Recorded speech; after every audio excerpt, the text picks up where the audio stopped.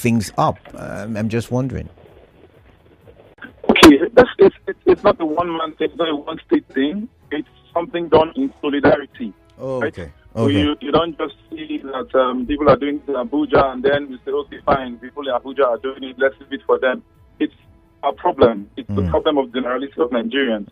So it will be foolhardy for us to say, oh, in Rivers State we'll keep quiet since those in Abuja are protesting. So we all need to be in trenches together. So that when the result comes, we will be able to happy that we're all a part of the process. And then, most importantly, so the government will know that we are all feeling the brunt, we are feeling the hardship coming from these unfriendly policies. Okay. So today was also from Pleasure Park up until where? Where did the protest stop, or is the protest still on? Today's protest is a life of its own. A lot of persons, different groups from different areas. I heard some went to the NDC headquarters, some went to MPA in town. The convergence point was the Federal Secretariat, and I think everybody's back to the Federal Secretariat now. So that's basically the movement back. And yesterday there was some activity from Gogo, some activity in Moha, some in LMA, a lot of places took place yesterday, and today it's been the same, largely. Okay. Now, some people are saying that, yes, the impact has been felt, the government understands. As a matter of fact, yesterday, the FCT minister was reported to have said that the government is ready to negotiate. Today, it also is reported that he has met with the president, and he says the federal government is willing to negotiate. What are the things that the government can put in place immediately that can put a halt to the protests? Okay, first of all, let's make it clear. The FCT minister is not in any position to decide whether the government is ready to negotiate or not, or whether the government is ready to take action on any of the demands of protesters. Our protest is direct to the heads of the various arms of government, who we had a very negative narrative from the Senate president the other day, who made a mockery of the process by saying that when the protesters are outside, he will be in his house eating. So it's just like an employee making such a direct and insulting statement to his employers. So Nigerian people are taking note of all these things and the body language of those in power. And it is clear that they are adamant, and we have not heard anything from any of them that is in power or in position to actually make such statements. Because the president, in one swipe, just at his inauguration at the Amigo Square, Abuja, made statements that led us back 10 years by saying fuel subsidy is gone. And the ripple effect of that is what we have not been able to control today. So I believe with that kind of swooping executive power, we can make certain statements like reverting the electricity tariff to the old rate, because that's something that actually even required parliamentary impeachment. They refused to give parliamentary impeachment. They went through the avenue of NEC and imposed the increase the tariff on all of us, and we're all bearing the brunt. So we believe that it is not much talk. We don't need too much talk. We just need action. Right? They should revert the old electricity tariff. The fuel subsidy should be continued to revert the petrol fuel prices. That's what we used to know. So at least we can see the discussions from there. The floating of the dollar that they did. Before you sorry, Gogo. Gogo, before you continue with what you're asking for, let's stay with this one you started with, which is the reversal of electricity tariff. The government says it does not have enough money in its coffers, which means that if they continue to pay subsidy for electricity, the government may run the nation aground. Do you think it's a good one for the Nigerian economy if we should continue paying subsidy? I mean, don't you think we all have to pay some level of sacrifice for the country to run? I think it is time we actually set a stage for this conversation to be had. Like, the Nigerian government keeps saying they don't have money, there's no money, but what funds the lavish lifestyle of these people in power, of these executive office holders? of these are elected officials that do not realize that they were elected to actually represent the people. Now let's shift the conversation to the area of actually account for the revenues that can be accrued to our federation account. Who takes note of the customs revenues? Every month you will hear that, our Papa Potato generated so and so billion in just 1 month, right? It multiplied to 12 months. That's some humongous amount of money running into trillions, right? Then that's what comes from all the ports in Nigeria. That is money. The federal government collects VAT. The federal government collects all sorts of taxes. We've not even talked about the revenues from sales of crude. We've not talked about a lot of things. And at the end of the day, the government doesn't have money. All these monies that come in, where do they go to? Let us be transparent to that extent. Let's be transparent to that extent, to the point where we know where everyone naira and everyone Gogo goes before we start saying Nigeria doesn't have money.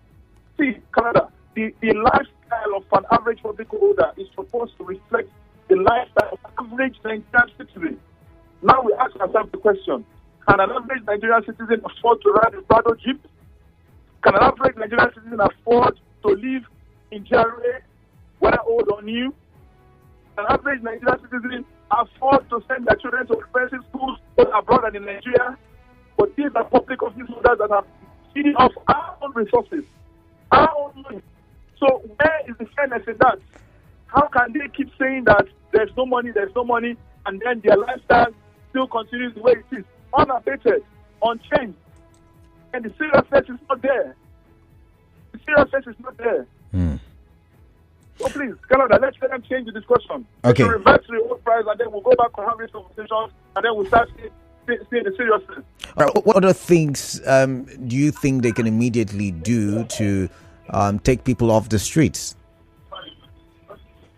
The issue of fuel subsidy that was supposedly removed but is still being paid is another discussion that hasn't been visited. Let the pump prices be reversed to the old prices. We can at least know that the conversation, that they're serious, right? At least Nigeria was still afloat to a large extent until this was done. And it seems that things are not, the center cannot hold at the moment. So let us go back. Let us do a hard reset. Back to 2023. At least from 2023, Nigeria was still afloat. So let us go back. If we can even go as far back as second, before the APC came and started throwing us into this hardship that we find ourselves in. Let us have these conversations. These are the things that we need to talk about. All right. So if these things are done, I think Nigerians the Nigerian youth will leave the street, and then we'll start talking about a way forward. If the government promises, in 4 months' time, in 5 months' time, the government will do it, would this pacify the protests, especially in River State? We need immediate action. We don't need promised action. We need immediate action. There's something that needs to be done today, implemented today, for us to see the results, the way they took those sweeping decisions that saw unprecedented hardship on Nigerians. So they need to do it immediately, as quickly as they did the others. Okay. The Tinubu administration swung us into this hardship in just a year. In just a year of governance. So we wonder what 2 years will look like. You must have been following reports in other states, Kano, Borno, Lagos. There is the argument that this protest, if it lingers, may become violent, even in the peaceful River State. The governor yesterday was speaking, and he was saying, see, there are people locking in the dark, waiting to take advantage of the protest. Do you think maybe pausing it for a while would be beneficial to the peace of the state? We know this much, that we don't have any grounds with the governor of the state, but we are Nigerians. We are all Nigerians, and we cannot sit idle while our fellow Nigerians are struggling for the betterment of the nation. Primarily, if cannot take a violent turn, because there's a large extent of organization. If there's no provocation from the security agencies, We don't think that there's going to be any escalation to that extent. We don't think, because people have been conducting themselves very well so far. But that notwithstanding, the government should hit to refer to the needs of the people, so people can leave the street. All right. I asked that question because there is the likelihood, the governor is the what's it called now, is the chief security officer of the state.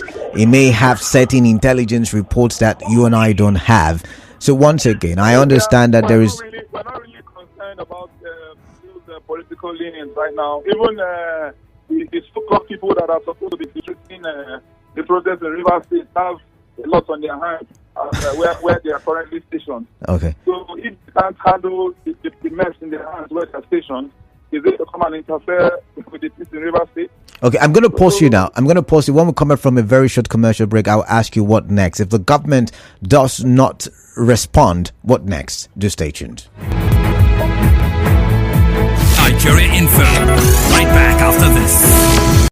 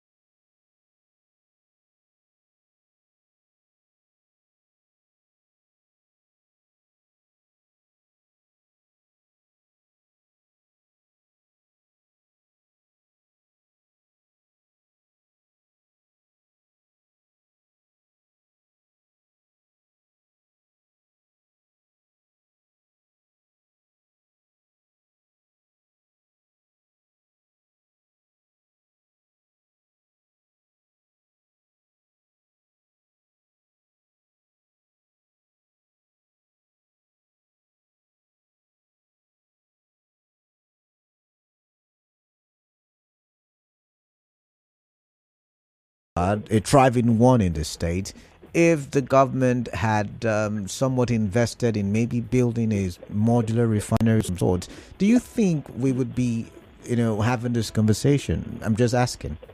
Since we're talking about the state governors. There are so many bottlenecks. We don't even want to go into that. There are so many bottlenecks that have tied the hands of so many states and local governments from interfering in certain areas. Let's look at the power sector, for example, right? The privatization that was done in the power sector, and that led to the creation of companies like PhD and the rest of them. And were they transparent enough for us to say that this was actually not a transfer of ownership from the government to the state politicians that we have been serving for these years? Right? Can we say that it was transparent enough to actually have a power holding and distribution company that will actually serve the people as customer, a servant-customer relationship or a client-customer relationship? But Mr. Wellington, Mr. Wellington, electricity, power has been decentralized, and that's why I'm asking that question. That is what I'm saying. Before decentralization, it was unbundled. Okay. Right? Okay. It was unbundled. And that is how the power holding companies came into effect. And for now, in this area called Port Harcourt, right, the power holding company holds sway in a way of infrastructure and distribution network. Right? So before another company can come and hold sway to the extent the power holding company of Port Harcourt to take out of years before they set up the kind of infrastructure that was transferred from NEPA to PhD. You understand what I'm trying to say? So the environment, the top is not level. No level playing ground. It needs to take effect. Okay. Let's agree. Sorry, I keep interrupting you. Let's agree that the power sector is a cumbersome one for the state to involve in. What about the agricultural sector? I mean, we have Che, we have the Awuda region, we have Onelga region, and these places are very, very fertile when it comes to agriculture. So, could the state governors have done more? This is where we can actually force the government or the state government not being desperate enough to actually take on these areas. And these are some of the discussions or conversations that will be brought up in time to come.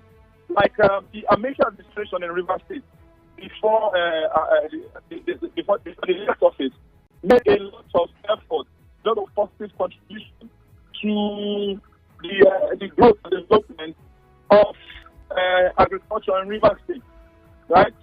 So for now, when we started the next administration, we saw a situation where they reversed a lot of the policies that contributed to the growth and development of agriculture in Rivers State. It was a deliberate reversal of all the gains that were done that was made by the previous administration. Now we saw the coming of this administration and we saw the governor go back to visit the Songhai project. The promise of time revitalize it. We're hoping too, with things like this coming up, this administration will also have the initiative to know that they should revisit things like the Port Fisham, the Ogoni banana plantation, there are lots of other projects that were in place, but for political reasons, we're buried in the river. Okay. Just to make some persons look bad. Okay. But in some other states, we see that also this setback is also very much present. I want to ask you this question. So now that we've mentioned, I like the conversation we're having. So if the state governor comes out, I'm talking about His Excellency Siminalayi Fubara comes out and says, give me 3 months, I would set up mechanized farms in several regions in the state, Che, Awuda, Onelga. I'll set up farms. If he comes out and says, give me 3 months in partnership with a private company who would build a modular refinery, would the protesters call off the strike? Because remember, this will have direct impact on the state. Would the protesters call off the strike? No, I don't think that discussion is not for him to have. That discussion is not for him to have. Our discussion is with the presidency, and they know, the federal government, they know, the National Assembly, they know. So they know the actions to take. To reverse the reason why that is being done. The reason why I've asked that question is because we started, the state conversation by saying that the subsidy money, the money removed or gotten from the removal of subsidy, has gone to the states and the local government. So should the states also bear a brunt in all of this? Sorry, I didn't quite get. I said, see, we started the conversation by saying that the states were the biggest, beneficiaries of the removal of subsidy in terms of sharing formula. Yeah. So once again, should they not bear the brunt? And should we not say, okay, we would call off the protest if the state governments can do X, Y, Z? Should that not be a conversation? We believe the state governments should get the message loud and clear as it is right now, because the conversation is directed towards specific items or specific wrong policies or wrong policy decisions of the current administration, right? So when the state governors also are brought into this conversation, they should also know that state decisions that are anti-people will also make the kind of uprising come up against them. Because this protest right now is centralized. We're focusing on at the national level. But decisions like this that are not people-friendly, that lead to the misappropriation of public funds, is also something that can lead to this kind of outburst. The effect of outbursts like this is the fact that it should be lesson enough for those that are in position, both at state and local government level, to know that the people are watching. The information and awareness level is increasing. So they should know better than incite the people by attempting misappropriation. All right, so the protesters will turn out tomorrow yet in River State, just for clarity purposes. That's the decision of God to make. God will. God has been brought into the conversation. All right, let's take some calls and some contributions. 0817-923-0002, 0817-923-0003. There's the number also with which you can call, 0817-923-0007. I'll start taking calls. Let's start with this one. 92.3 Nigeria Info. Yeah, Kalada, good afternoon once more. Yeah, good afternoon to you. Welcome. Yeah, Comrade Clinton from Boris. All right, Comrade Clinton, welcome. I have listened to your guest. Mr. Wellington is so fixated on the federal government. And I wonder if we are operating a unitary system of government in Nigeria. Now, we know that the problem we are solving today is harsh economic problem, challenge we are facing. It's because of subsidy removal. We are aware, and money that we are taking from subsidy removal have been taken to state government every month. These monies are meant to be invested in the state, invest in infrastructure. What have the state government done in this regard? So the president is only shouldering all these problems because he's a leader. That's why the blame is hitting him directly. But the state government, charity begins at home. We must start asking the right questions. What are the duties of the local government? What are the duties of the state government? What are the duties of the federal government? We are saying that the government at all levels must listen to our plight. It's not just a federal problem alone. All right. It's a Nigerian government problem. All right. So that's what we are saying. All right then. So recently we heard that 438 billion was given to state governors to elevate poverty. Are they using money to elevate poverty in the state? No. So enough of this shenanigans and hypocrisy. All right. Thank you very much. Hello, 92.3 Nigeria Info. Kalada, good evening. It's Cookie Gang, Kalada. All right, Cookie Gang, welcome. Kalada, the question you're asking your guest, Wellington. Wellington. Gogo Wellington. Yeah. Yeah. Kalada, you see, this protest is not for River State or from the head. This protest is from the head. So let us say from the head first before talk about the body of the fish. So you know that this government came office and removed subsidy. Close China, raise taxes everywhere. That's the problem. They can't assume office as president. They want to do the whole thing once. The government will boomerang. So what I'm saying today, what has boomerang. So this process is directly to the federal government. Let their policies change. What I know today, if you want to read nursing university today, nursing school fee is 400,000 naira. If I tell you to study nursing university today, it's 400,000 naira. Before it was 65,000 naira. How do you jump from 65 to 400,000 naira now? How can I afford it? Their children are America, UK, Canada, go to school. You get admission for 400,000, how will it work? So let the government all their policies, revise all their policies backward. For the protest, as for the protest, let them revise all their policies, let them bring it to where? Let them come back to the status quo before. All right. Thank you very much. The president, if you let him resign. No, we're not doing that on the show, please. Let's stop that. 92.3 Nigeria Info. Yeah, welcome. Hello. I can hear you. Turn off your radio set. You're welcome. Okay, this is Joseph calling from Port Harcourt. All right, Joseph from Port Harcourt. Welcome. Okay. The issue is that the problem started from the federal government. How? Tell me. How did it start from the federal government? So if federal government is sharing the money to state government, the money is supposed to be for subsidy. Why do they share the money to state government? Are you getting me? The money is supposed to be for subsidy. The money, they remove subsidy. And start sharing the money to state government and local government. Why? It's because it's so now listen please. Whatever money is generated according to the constitution is shared by the federal, state and local government. It's in your laws. It's not because the federal government just wants to share money. So whatever money is derived as allocation, or is it as revenue, I beg your pardon, will fall into allocation. And so the monies that have been derived or generated as a result of not paying subsidy, but then put into FAC and shared to the 3 levels of government. Okay, but the thing there is that this process you are facing now, the federal government comes in and let them bring back the subsidy first. Then before we know everything that is happening in the subsidy, the high cost of living is the subsidy. Everything now, let them just bring it back first. Because if they give state money to invest on things, and then let them investigate where the state invest the money. Let the state return back the money. Let them return back the money to the federal government. But you see, the federal government can't.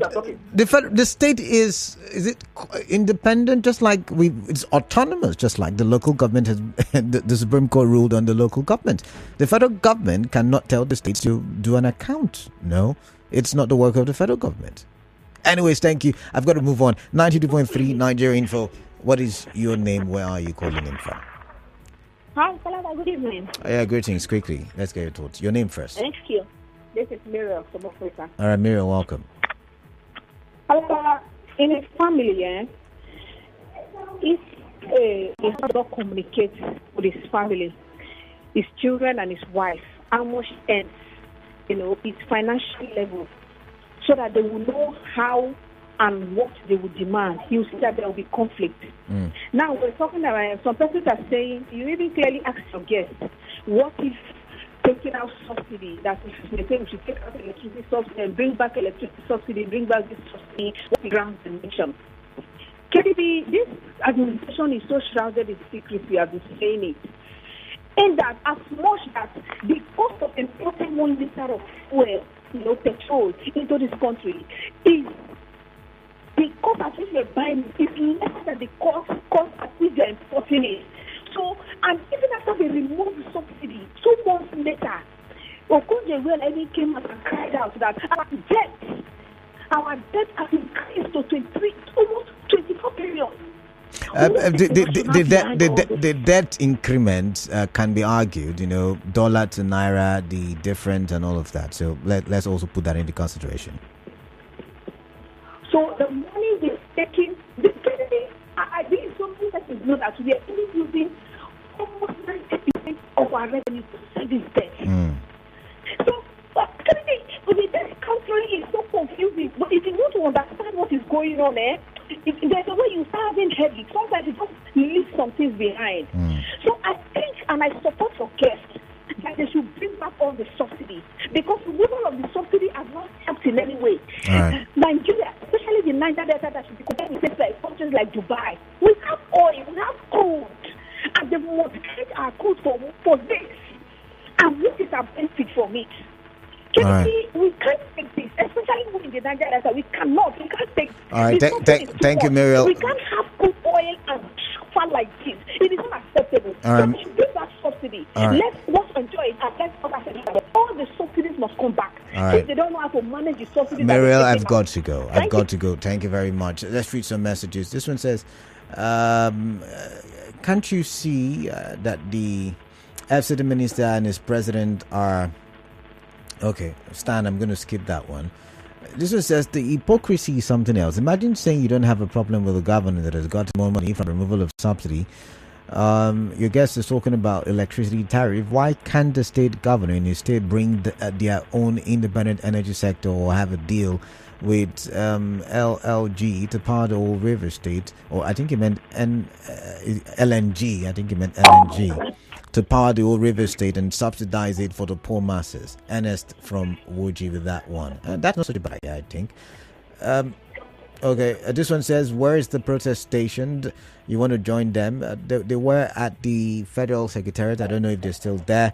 This one says, after listening to the Labour Party spokesperson in Rivers State, I have resolved to agree with Senator Godswill Akpabio that election losers are behind the protest. They are simply leveraging on the current economic crisis in the country for the selfish political quest. First, he said, APC brought hardship and suffering via hike in fuel price in the country. Therefore, Nigeria should return to 2023 or 2014 price regime.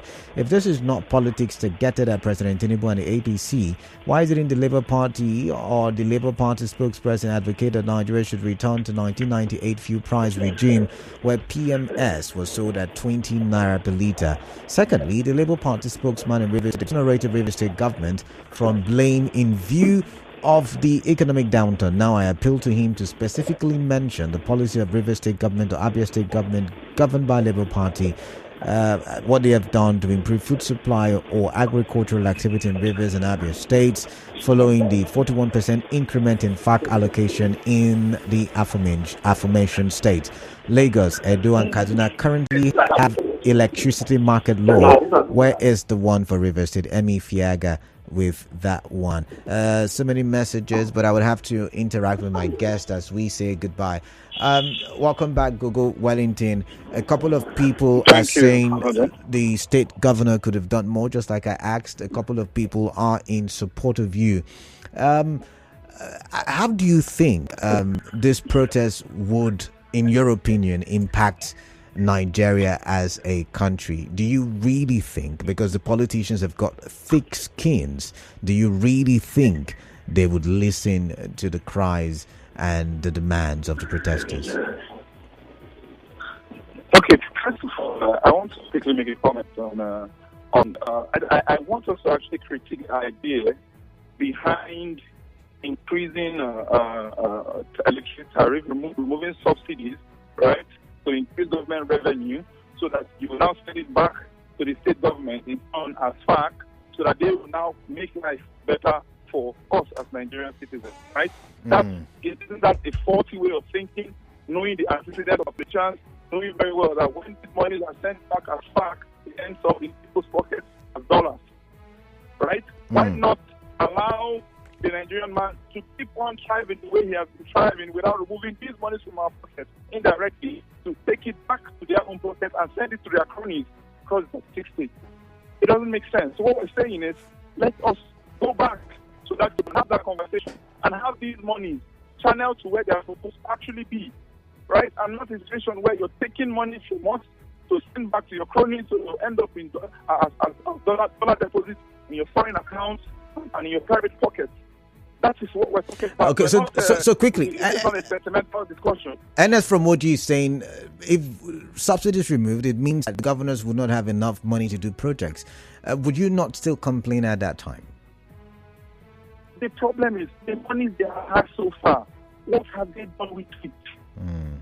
You understand? They said to whom much is given, much is expected. That is, you prove what you have with little that you have first before you can now be given much. You understand? It's not a conversation of just giving and giving and giving. What has been given so far? What has it been used for?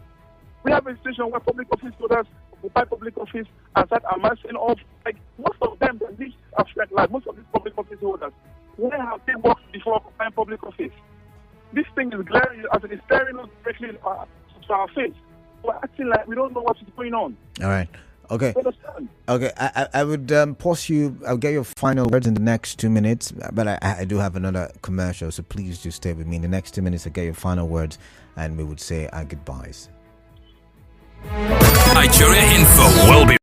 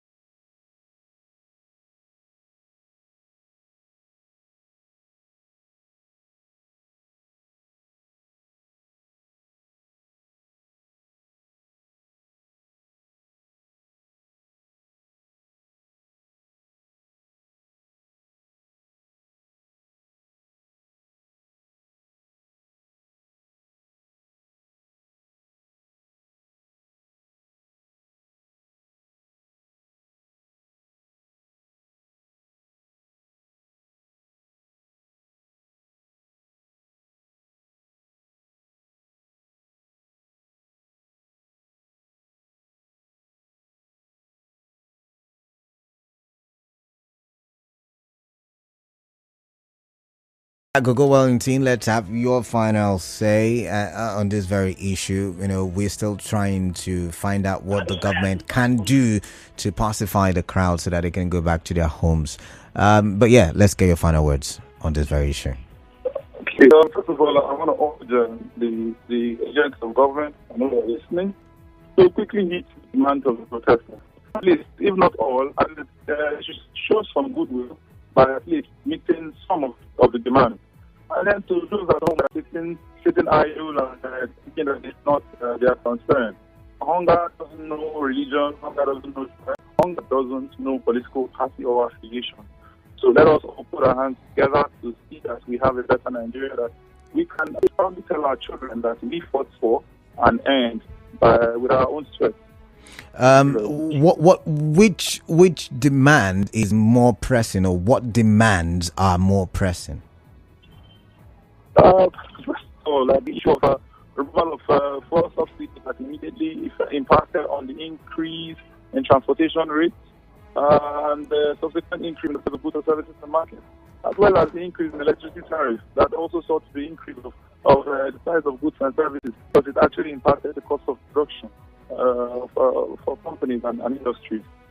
These are some of the ones that are quite urgent, that if they are attended to, the protesters will see that is a show of some level of goodwill that can help affect the sentiment of the protesters. All right then. Thank you very much, Gogo Wellington, spokesperson, Labour Party, River State, for your time and for sharing your thoughts with us on the show.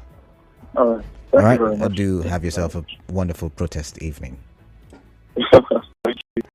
All right, do stay tuned. We will continue this conversation during the open season. But for now, we would have to go in for the news update. And after that, I will be speaking with a lawyer as it relates to, the insistence by the Rivers House of Assembly, as led by Martin Amiruli, the ex-local government chairman, the likes of Chidi Lloyd, Samuel Wanosike, are still in charge of the local government, and maybe I should say it now, it is from the court judgment on local government autonomy. We'll talk about this. I do have the certified true copy with me.